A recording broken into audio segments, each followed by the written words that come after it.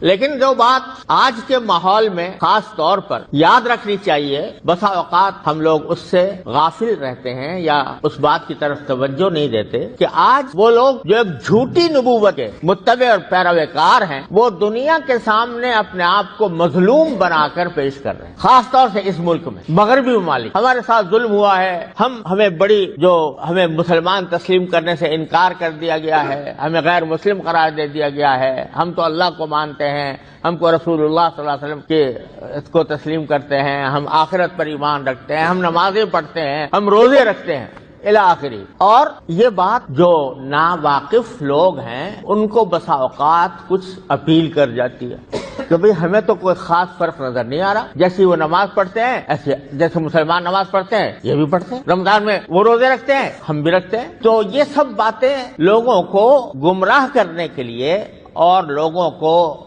مغالطہ دینے کے لیے یہ باتیں کہی جاتی ہیں اور بسا اوقات لوگوں کے دل میں اتر بھی جاتی، وہ لوگ جو حقیقت سے ناواقف۔ بات یہ نہیں ہے کہ ہم نے ان کو اسلام سے نکالا، انہوں نے خود اپنی کتابوں کے ذریعے، اپنی تالیفات کے ذریعے، اپنے مقالوں کے ذریعے، اپنی تقریروں کے ذریعے پوری امت مسلمہ کو اسلام سے نکالا۔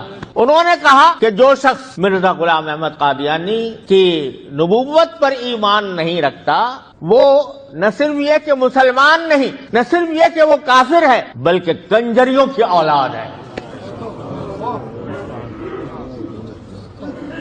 تو بتائیے ظلم کس کی طرف سے ہوا؟ وہ قوم جس کا پیشوا آنے کے بعد جو اربوں مسلمان آباد ہیں ان سب کے اوپر کفر کا فتویٰ لگاتا ہے، کہتا ہے یہ سب اسلام سے خارج ہیں، یہ کافر ہیں۔ تو نکالا کس نے؟ اس نے نکالا۔ اور اس لحاظ سے بات یہ بھی اس لحاظ سے سمجھنے کی بات ہے کہ جب نبوت کا دعویٰ آتا ہے حضرت نوح علیہ السلام سے لے کر اور جناب نبی کریم سرور دو عالم صلی اللہ علیہ وسلم تک جب کوئی نبی آتا ہے تو اس کی امت دو حصوں میں تقسیم ہوتی ہے۔ ایک حصہ وہ ہے جو اس پر ایمان لاتا ہے، مسلمان ہوتا ہے، اور ایک وہ ہے جو اس پر ایمان نہیں لاتا، اس کی تکذیب کرتا ہے، وہ کافر ہوتا ہے۔ اگر مرزا غلام احمد قادیانی نے جب دعویٰ کیا تو اس کا منطقی نتیجہ یہ کہ وہ جو اس کو نہ مانے اس کو کافر قرار دیا۔ تو کافر اس نے قرار دیا، یہ کہا کہ یہ مسلمان نہیں ہے، یہ کافر ہیں۔ اور کافر بھی ہم تو اپنے کلام میں ہمارے بزرگوں نے یہ سکھایا کہ ہم اگر اختلاف بھی کریں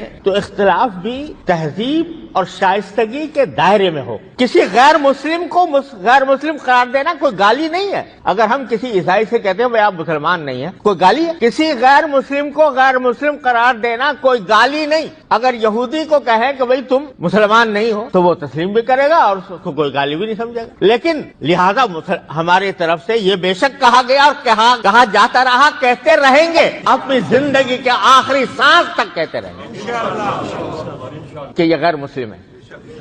لیکن گالیاں ہمارے بزرگوں نے نہیں، ہمارے بزرگوں نے گالیاں نہیں دی، اور انبیاء کرام علیہ السلام کا طریقہ اختیار کیا کہ گالیاں ان کے مخالفین دیتے ہیں اور یہ جواب گالی کا گالی سے نہیں دیتے۔ ہم نے یہ کام نہیں کیا، ہمارے اکابر نے نہیں، ہمارے بزرگوں نے نہیں۔